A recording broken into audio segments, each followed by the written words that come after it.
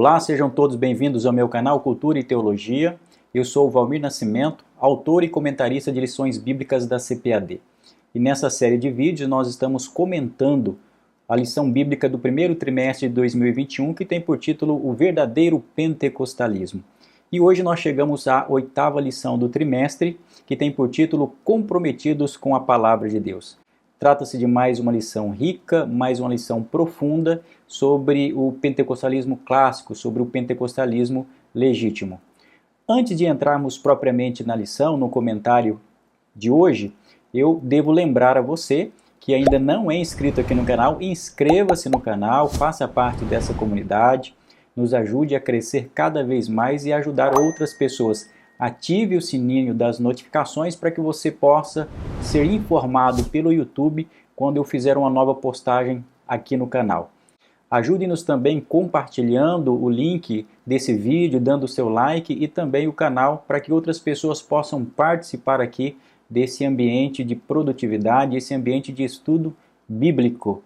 Lembrando que nessas videoaulas o nosso objetivo é sempre trazer subsídios, comentários para você que é professor da Escola Bíblica Dominical, que te auxiliem a ministrar uma boa aula, e também a você que é aluno da Escola Bíblica Dominical, que está em busca de informações e de complemento para as lições bíblicas. Muito bem, agora sim vamos diretamente para o comentário dessa lição bíblica, que tem por título Comprometidos com a Palavra de Deus. Vamos para a leitura do texto áureo que está em Lucas, capítulo 11, o versículo 28, que diz assim: Bem-aventurados os que ouvem a palavra de Deus e aguardam. E a verdade prática da lição de hoje diz o seguinte: a autoridade divina da Bíblia deriva de sua origem em Deus, e isso por si só encerra a suprema autoridade das Escrituras como plena e total garantia de infalibilidade. Muito bem, nós chegamos hoje a uma lição que é uma lição que faz parte do núcleo do verdadeiro pentecostalismo, que diz respeito ao seu compromisso com a autoridade das Escrituras. Nessa lição nós iremos perceber o compromisso do verdadeiro pentecostalismo com a autoridade das Escrituras, com as doutrinas centrais do cristianismo, com a veracidade dos dogmas que marcam o cristianismo mais abrangente. O que nós devemos aqui, desde o início, enfatizar, e vamos perceber isso ao longo da nossa exposição, é que, apesar do pentecostal dar uma ênfase na experiência, na prática vivaz, no seu culto, que é sempre um culto bem dinâmico e espontâneo, como estudamos na lição anterior, ainda assim o cristianismo pentecostal enfatiza que essas experiências, a forma como o cristão pratica a sua vida devocional, todos esses hábitos e todas essas práticas devem ser validadas pelo texto sagrado. Nós iremos verificar ao longo desse estudo o modo, principalmente, como os cristãos não somente valorizam o texto bíblico, mas a forma peculiar como os cristãos pentecostais leem, interpretam e, sobretudo, aplicam o texto sagrado à sua vida. Para isso, o comentarista ele distribuiu os tópicos dessa lição em 3 tópicos. O primeiro fala sobre a autoridade da Bíblia, o segundo fala sobre zelo pela doutrina e o terceiro vai falar sobre cuidado quanto aos modismos. O primeiro tópico fala sobre a autoridade da Bíblia. E o comentarista ele começa aqui enfatizando que nós herdamos dos reformadores do século XVI o conhecido sola escritura, ou somente as escrituras, um dos 5 pilares da reforma protestante. Portanto, para nós começarmos ao estudo desta lição, nós já aqui declaramos desde o início que os pentecostais têm um sério compromisso com as escrituras. Isso significa dizer que o cristianismo pentecostal, as igrejas de tradição pentecostal, e mais particularmente as igrejas de um pentecostalismo clássico, fazem parte, obviamente, da tradição protestante. Aliás, aqui no meu canal eu tenho um vídeo que falo exclusivamente sobre a relação entre pentecostalismo e protestantismo. E você deve saber que a Reforma Protestante, que foi um movimento fundamental, um movimento muito importante, que tem, é claro, início por Martinho Lutero, quando inicia todo aquele movimento afixando as 95 teses na Catedral de Wittenberg, a partir dali nós temos uma mudança, nós temos uma alteração no cenário religioso mundial e, nesse caso, do cristianismo.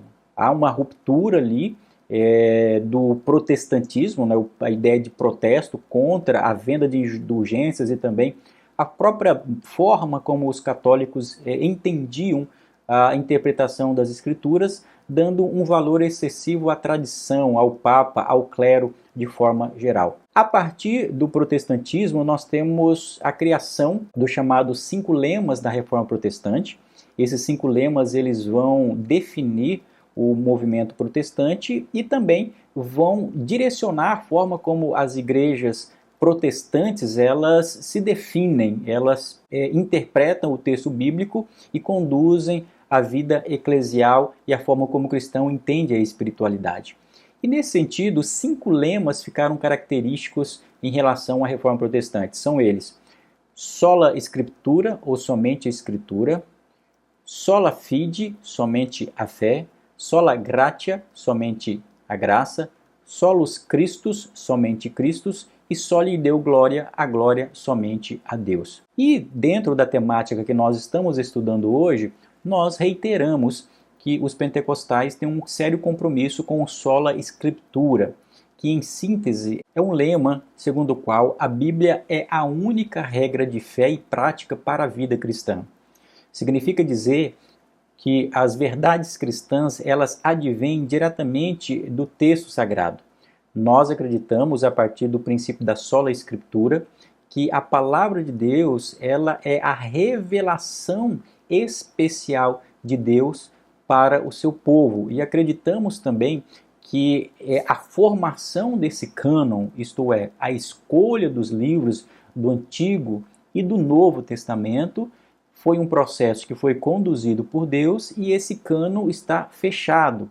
Significa dizer, portanto, que não se acrescentam novas revelações, novas doutrinas, além daquelas que estão previstas no texto sagrado.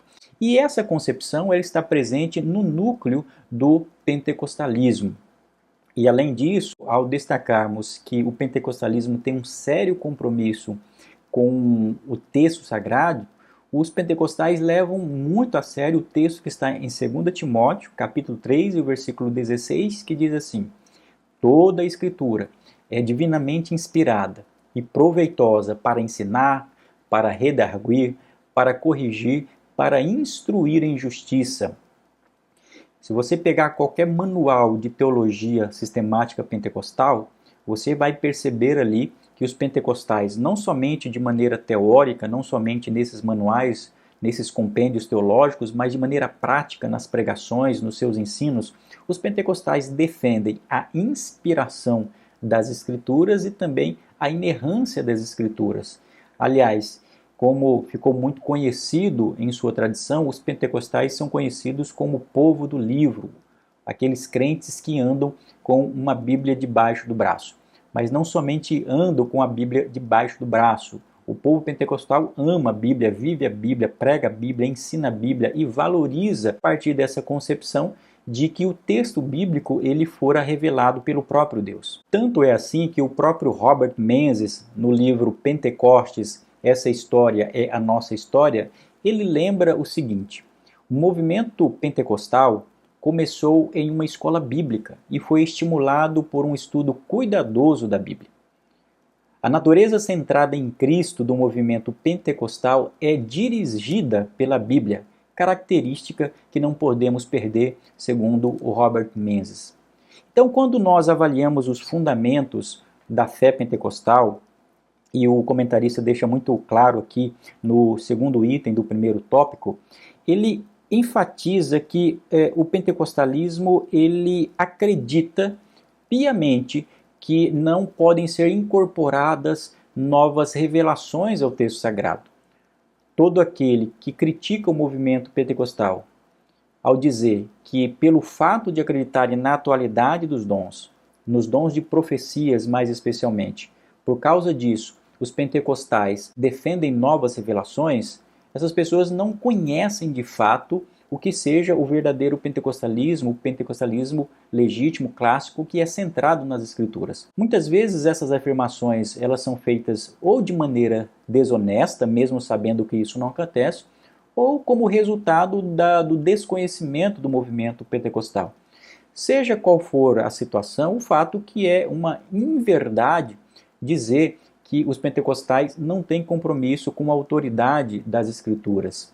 É um grande erro dizer que o pentecostalismo clássico defende o chamado cânon aberto, ou seja, que na atualidade os crentes teriam acesso a novas revelações através de manifestações de Deus e que poderiam trazer novas revelações na igreja de hoje.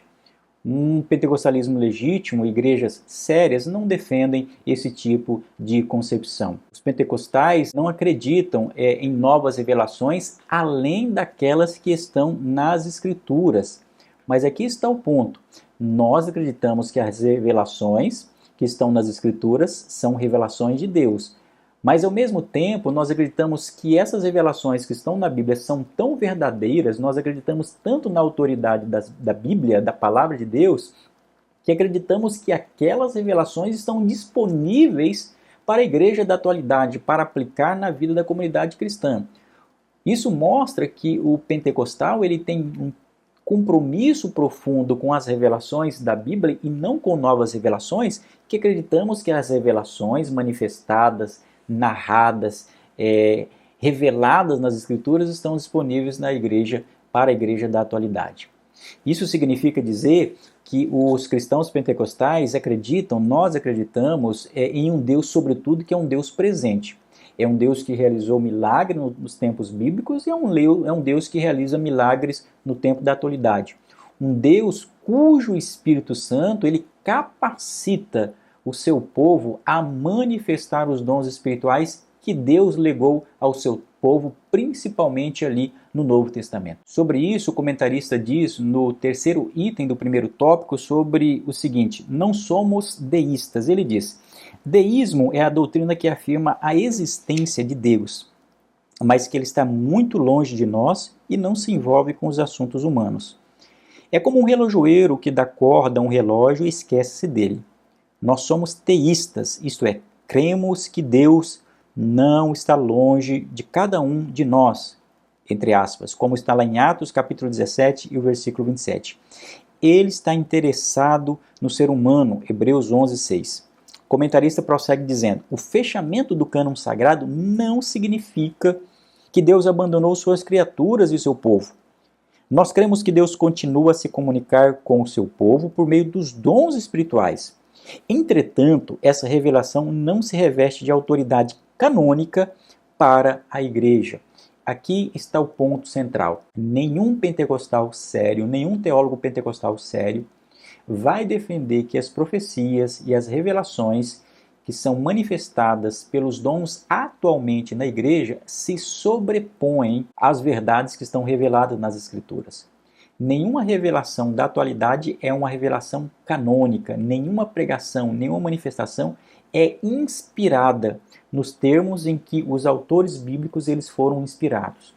Nós acreditamos que os crentes da atualidade eles são iluminados, eles podem ser influenciados, eles podem ser conduzidos pelo Espírito Santo de Deus para sempre apontar para a verdade das Escrituras. Essa é a razão que leva o povo pentecostal, o verdadeiro pentecostalismo, a ter um profundo zelo pela doutrina, que é o tema que nós vamos estudar no segundo tópico. No segundo tópico, o comentarista vai falar sobre o zelo pela doutrina. Ele diz o seguinte: o zelo pela doutrina tem ligações com a apologética cristã. Desde muito cedo na história, a igreja percebeu que a Bíblia precisa ser interpretada para que os crentes conheçam melhor o pensamento bíblico e a doutrina da igreja. Os credos e as confissões de fé são documentos produzidos pelas igrejas com esse propósito. De fato, uma vez que o cristão pentecostal valoriza as escrituras sagradas, valoriza a palavra de Deus, a Bíblia, como a palavra de Deus e não contendo a palavra de Deus, como acreditam os liberais, isso leva também os pentecostais a valorizarem e defenderem as chamadas doutrinas bíblicas essenciais. O comentarista lembra bem que essa palavra doutrina não tem um sentido de punição, tem um sentido de instrução, tem um sentido de ensinamento. Ou seja, quais são os ensinamentos que nós extraímos das Sagradas Escrituras na medida em que as lemos à luz do Antigo e do Novo Testamento. Esse compromisso com a doutrina, com esse ensino sistematizado e com os dogmas centrais da fé cristã, fica muito patente ao pegarmos qualquer manual teológico pentecostal e nós vamos perceber que ali estão os fundamentos da fé cristã, ou seja, aquilo que nos conecta com a grande tradição do protestantismo, do cristianismo. O pentecostalismo defende os chamados dogmas centrais daquilo que é chamado de ortodoxia ou de ensino correta, que faz parte do chamado cristianismo puro e simples, ou seja, aquele cristianismo que tem uma base comum em todas as denominações. Por outro lado, apesar do pentecostalismo ter um compromisso, sim, com os credos, com a doutrina, com o ensino sistematizado das Escrituras, porque nós queremos entender como Deus se revela, e isso deve ser sistematizado para nossa compreensão, isso deve ser unificado em formas de declarações, porque, caso contrário, nós daríamos abertura para todo tipo de heresia, para interpretações distorcidas.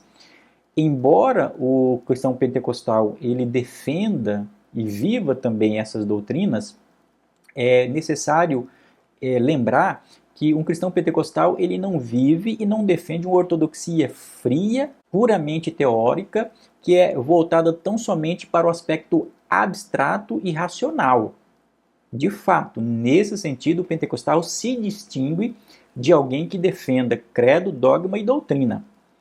Os credos, os dogmas, as doutrinas, as declarações de fé são muito importantes e o pentecostal leva isso em consideração. Uma prova disso é que a própria Assembleia de Deus do Brasil tem uma declaração de fé, porque é uma forma de esclarecer quais são as suas convicções centrais, mas apesar de dar um valor à doutrina, o cristão pentecostal ele não se prende à leitura teórica, ele quer a aplicação desse ensinamento à sua vida, ele quer vivenciar essa doutrina na prática. É por isso que, além da ortodoxia, o cristão pentecostal ele também vai adiante para defender uma ortopraxia, ou seja, uma prática correta, e também algo que diz respeito aos seus próprios sentimentos, às suas emoções, porque nós somos constituídos também não somente de razão, mas também de emoção.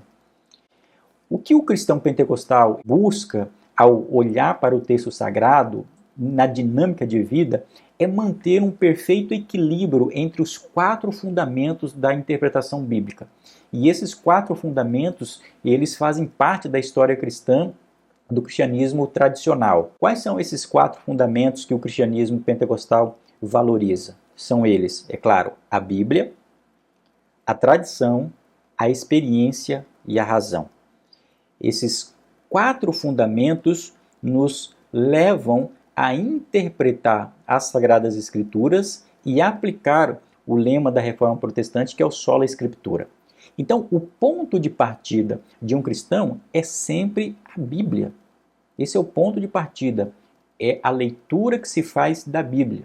E um cristão pentecostal, geralmente, ele faz uma leitura simples das Escrituras, buscando fazer uma aplicação imediata na sua vida.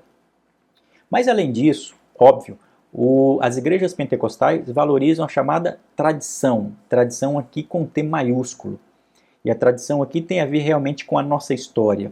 Não somente a história das igrejas pentecostais, como a Assembleia de Deus, mas também a história do cristianismo em geral, com a Reforma Protestante, com os dogmas centrais, com os concílios da igreja primitiva, que interpretaram passagens das Escrituras e declararam, através de credos e declarações de fé, os pontos centrais da nossa fé.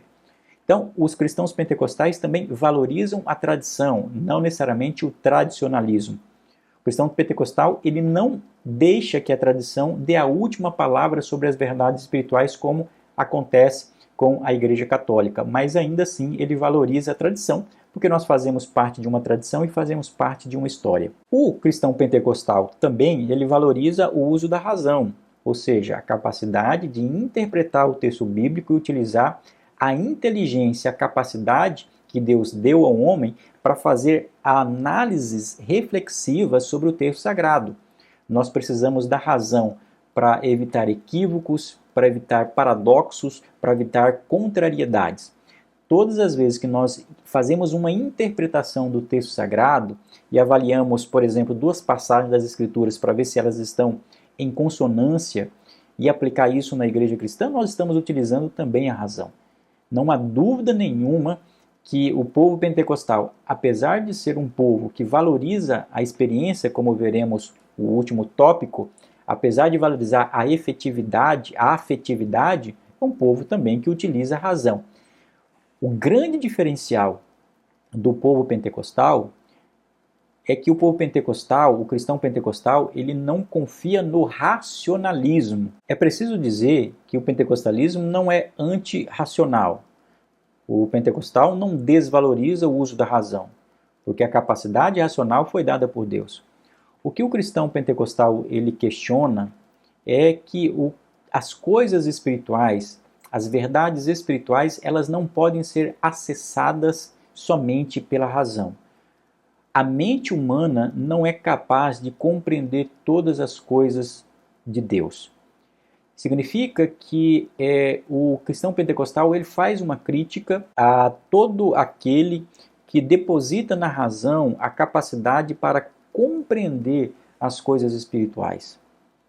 Para isso, eu recomendo a leitura do livro Pentecostalismo e Pós-Modernidade, do pastor César Moisés, que vai fazer um grande estudo acerca dessa temática. O problema que se encontra presente em muitas igrejas cessacionistas é essa supervalorização do intelecto, da razão e da compreensão simplesmente didática do texto sagrado e das verdades espirituais. O cristão pentecostal, ele valoriza a razão, mas não cai no perigo do racionalismo. Até porque o racionalismo foi muito prejudicial na história da igreja cristã. É o resultado da modernidade, quando a modernidade suplantou o período da Idade Média, acreditando que após o iluminismo, com a chegada da modernidade, o ser humano, utilizando não a fé, mas a razão, poderia resolver todos os problemas da sociedade. Só que com a chegada do iluminismo, a era das luzes, da modernidade, o que se percebeu é que o homem não conseguiu atender todos os anseios, a razão, a ciência, a capacidade intelectual do ser humano não conseguiu responder aos anseios do ser humano. Aliás, foi exatamente no período que nós tivemos duas grandes guerras mundiais como resultado dessa ênfase excessiva à capacidade racional do ser humano. O pentecostalismo ele é antirracionalista e visa entender a mente, a capacidade racional de acordo com os limites que o texto sagrado o apresenta. Então, sim, a razão está dentro dos elementos que compõem a forma como o cristão pentecostal entende as Sagradas Escrituras. Mas existe um quarto elemento que vai encontrar o ponto de equilíbrio aqui com a razão, que é a experiência. A experiência faz parte da tradição cristã maior, não somente da fé pentecostal, da tradição cristã maior, faz parte dos relatos das Escrituras. Em maior ou menor grau, todas as tradições religiosas se valem da experiência e dentro do cristianismo a experiência também encontra o seu respaldo. E a fé pentecostal tem na experiência esse aspecto que é um aspecto único, que é valorizar a efetividade do relacionamento com Deus, dos dons espirituais, as manifestações espirituais. Mas o que é experiência? O que nós compreendemos por experiência? O pastor César Moisés, no seu livro, diz o seguinte: a experiência é uma forma de conhecer e de se relacionar. Segundo César Moisés, a experiência religiosa ou do espírito para nós que somos pentecostais está na origem de todo o pensamento teológico e também no início de qualquer religião, inclusive e sobretudo das monoteístas e bíblicas, como o judaísmo e o cristianismo. Então, a experiência já fazia parte da realidade judaica, faz parte da igreja primitiva do cristianismo, e o que o pentecostalismo faz é trazer ao seu lugar devido o valor da experiência. Ou seja, é a prática de vida, é o sentir também, o aspecto afetivo. Porque a fé pentecostal não é uma fé no sentido noético, ou seja, não diz somente a mente, não diz respeito somente a conhecer, não diz respeito somente à gnose, ou seja, conhecer as coisas de Deus, mas, sobretudo, aplicar esse conhecimento divino às práticas de vida e experimentar esse poder divino. Quando nós olhamos para Atos capítulo 2 e os relatos que encontramos em Atos dos Apóstolos, nós vamos ver uma igreja que era marcada pela experiência do Espírito.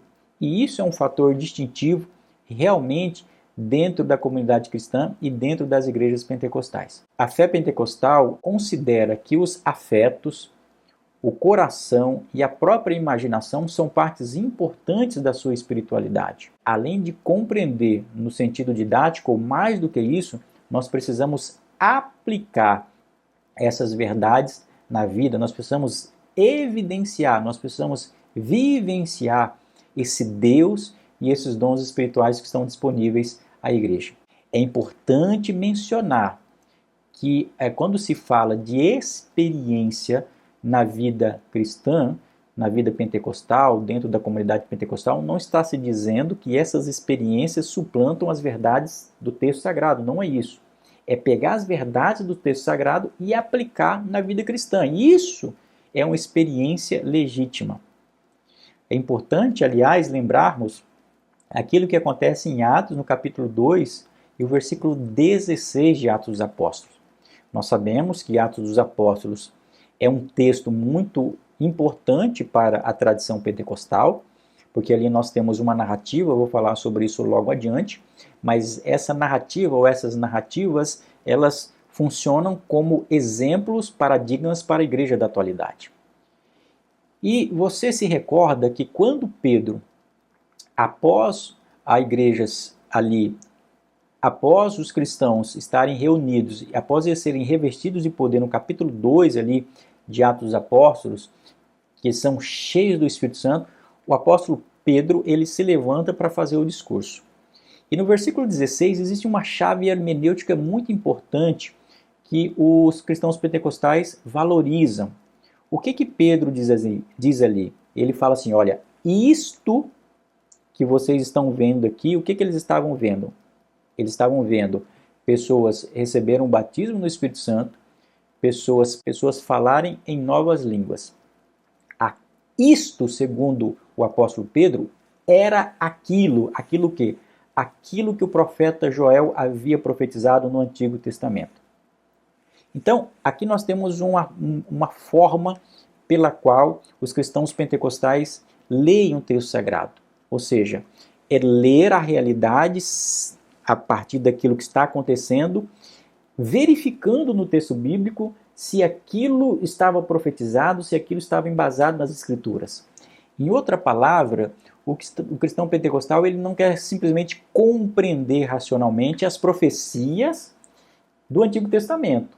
Um cristão racionalista simplesmente tentaria interpretar, do ponto de vista mental, aquilo que o profeta Joel havia profetizado lá no Antigo Testamento. Mas ali o que Pedro faz é, isto que nós estamos experimentando é aquilo que já havia sido profetizado.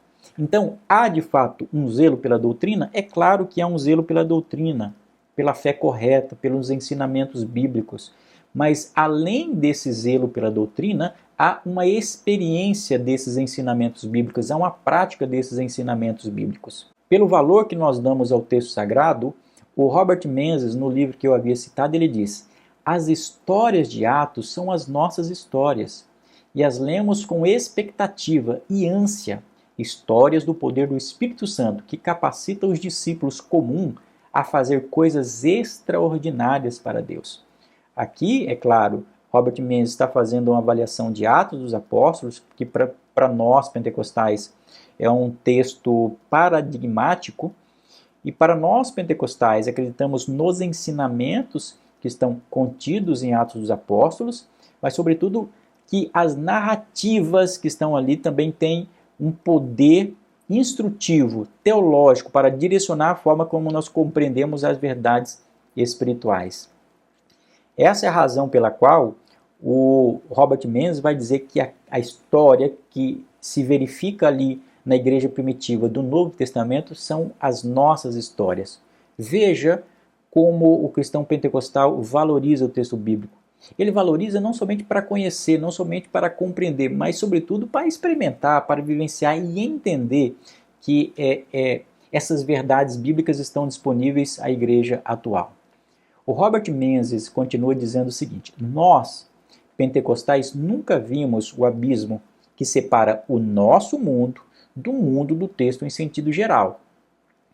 Combinar os nossos horizontes com o do texto bíblico ocorre naturalmente, sem muita reflexão, e em parte porque o nosso mundo e o do texto são bastante semelhantes. Veja que coisa interessante. O que ele está dizendo é o seguinte: olha, aquele mundo que os discípulos eles vivenciaram é o mesmo mundo que nós estamos vivenciando na atualidade. Então, nós interpretamos o texto sagrado entendendo que aquelas verdades bíblicas elas têm aplicação para os nossos dias. Quanto outros cristãos, inclusive de igrejas tradicionais que fazem parte da Reforma Protestante, começaram a desenvolver argumentos e teorias para tentar justificar os milagres que constam no Novo Testamento.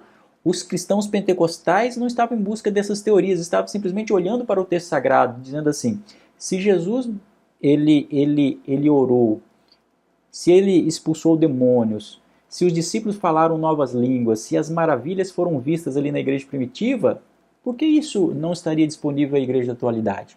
Enquanto essas demais linhas do cristianismo estavam em busca de argumentações, seja para descrer do texto bíblico ou para tentar justificar o sobrenatural no texto bíblico, os cristãos pentecostais olham para o texto bíblico dizendo: se o sobrenatural faz parte da realidade bíblica, então nós acreditamos que esse sobrenatural faz parte do nosso mundo. Aí a pergunta que fazemos é: ora, quem é que mais acredita na autoridade da Bíblia? Alguém que acredita no sobrenatural, que as verdades bíblicas que estão lá estão disponíveis para nós na atualidade, ou alguém que não acredita que os dons cessaram, que tem a razão acerca da veracidade das Escrituras? Então esse é um ponto que nós devemos refletir. O Robert Menzies ele vai adiante dizendo assim: tendo em vista que os teólogos e acadêmicos ocidentais dos últimos 2 séculos empregaram grandes esforços para saber como interpretar os textos bíblicos que falam da atividade milagrosa de Deus, os pentecostais não foram afligidos com esse tipo de mal-estar. Ou seja, não existe nenhum mal-estar, não há nenhum tipo de contrariedade no pensamento de um cristão quando ele olha para o texto bíblico que fala sobre um Deus que intervém, um Deus que age, um Deus que faz milagres, um Deus que cura, um Deus que abre o mar vermelho, um Deus que cura paralíticos, enfim, não há nenhum desconforto para um cristão pentecostal. Por quê? Porque ele acredita primeiramente que esse texto bíblico é um texto revelado por Deus e esse mesmo Deus poderoso que agiu no passado, ele age no presente.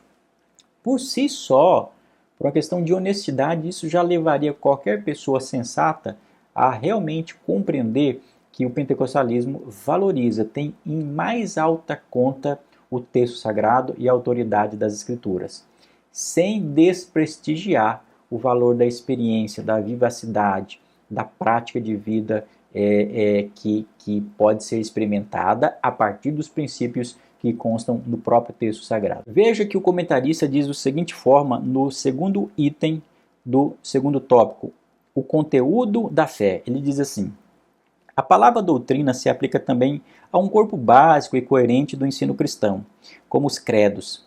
Trata-se de um ensino sistemático sobre os dados da revelação. A fonte do conteúdo doutrinário é a própria palavra de Deus, auxiliada pela experiência cristã e com a ajuda do intelecto humano. Veja que aqui o comentarista coloca basicamente aqueles elementos da tradição cristã para interpretar as Escrituras. Ele fala sobre a palavra, ele fala sobre a experiência, ele fala sobre o intelecto.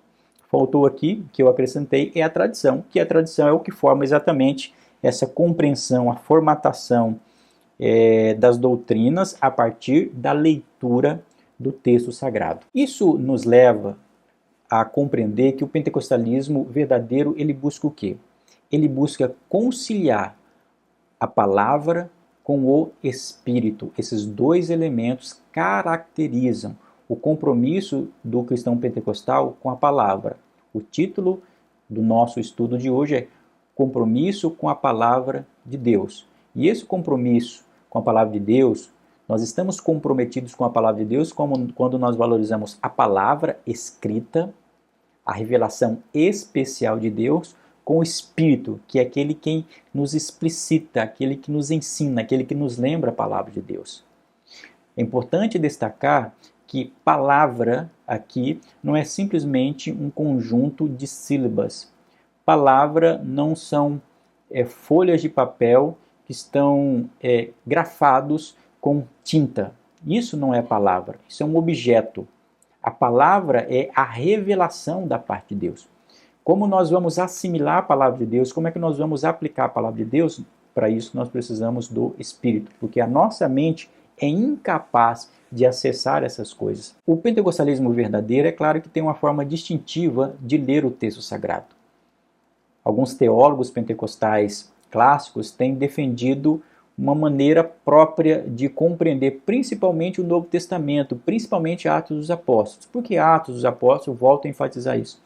Porque Atos dos Apóstolos nós temos um acontecimento que é um acontecimento paradigma para a igreja pentecostal, que é a descida do Espírito Santo, que é o revestimento de poder para a igreja cristã, e são os atos praticados pela comunidade primitiva, os atos do Espírito, que vão formar uma base importante para direcionar a vida da igreja na atualidade.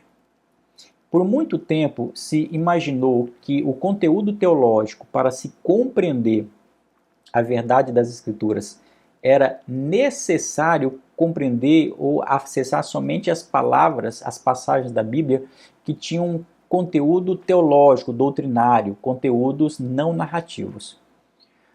Mas autores pentecostais, como Roger Stronstad, como William Menzies principalmente, tem defendido que Atos dos Apóstolos contém narrativas que são narrativas importantes para nós formarmos também conteúdo teológico. Lucas, segundo Roger Stronstad, não foi somente um médico e historiador, ou seja, ele não somente narrou uma história. Lucas também, ele inspirado pelo Espírito Santo de Deus, ele era também um teólogo, por assim dizer. Ou seja, quando nós lemos as narrativas de Atos dos Apóstolos, em todos os episódios de cura, de batismo, isso daí não é somente um relato daquilo que aconteceu, mas isso também é um paradigma, um padrão que forma um direcionamento, um norte teológico para a igreja da atualidade.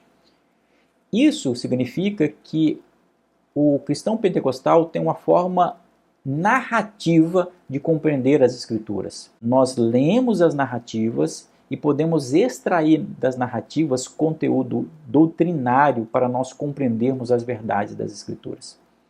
E nisso, o que nós fazemos? Nós fazemos uma conciliação entre a experiência que já destaquei anteriormente e a palavra que está registrada. Você se lembra que quando Pedro escreve a sua segunda carta, no capítulo 1, ele faz uma conciliação entre esses dois elementos, a experiência que ele teve com o sobrenatural, mas o valor da palavra profética.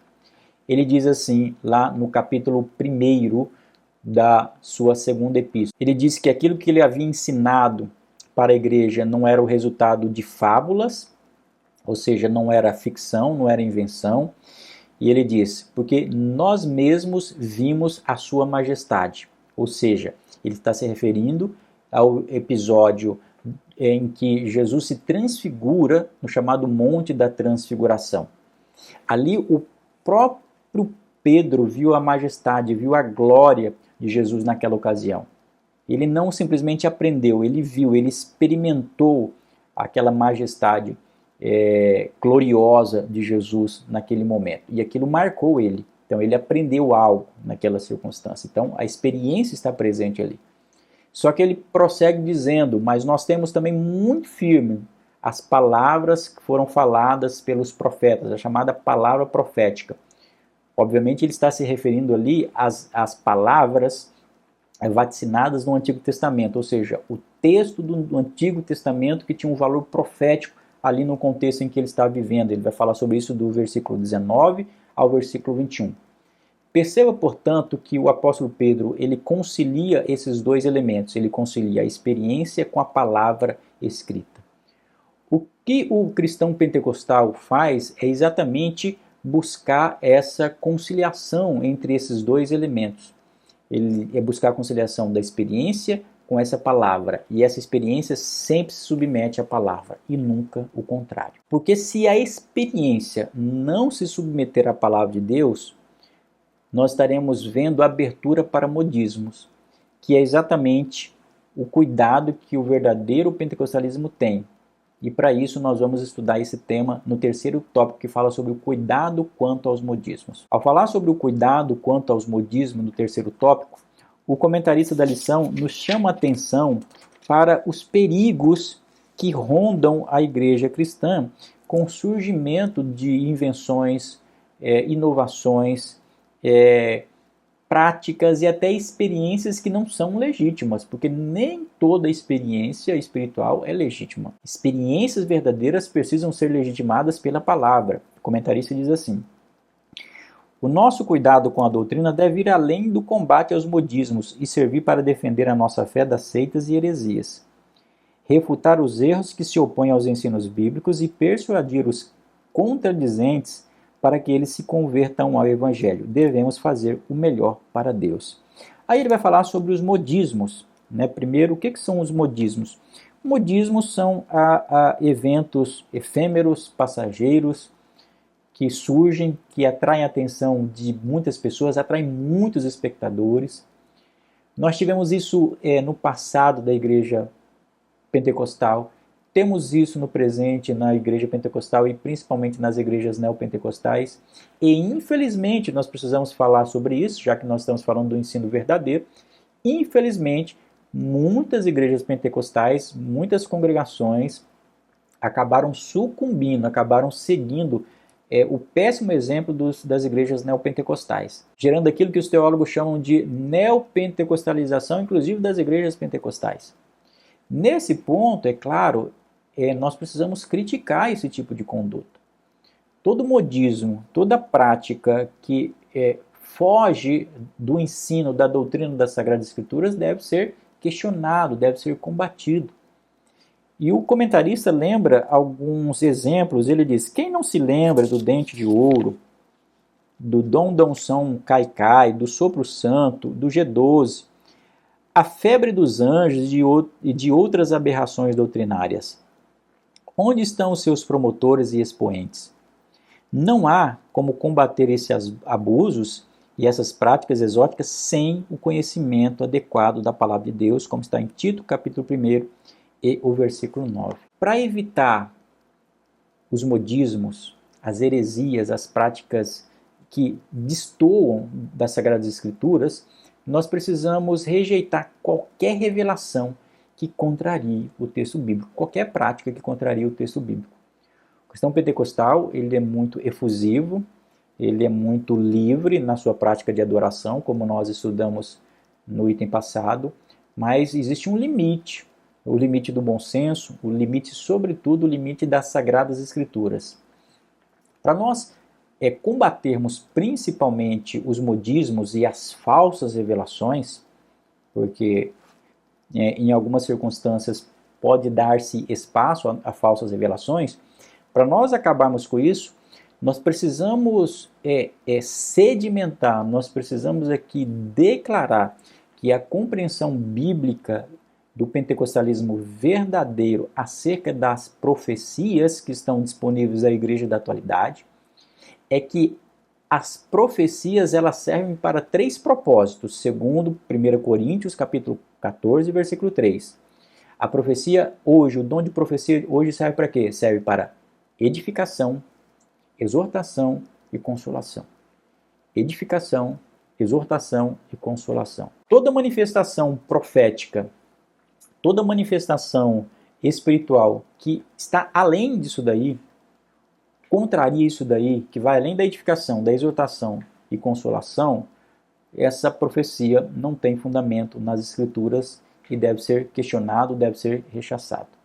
Ou seja, nenhuma profecia na atualidade adiciona algo a mais ao texto sagrado.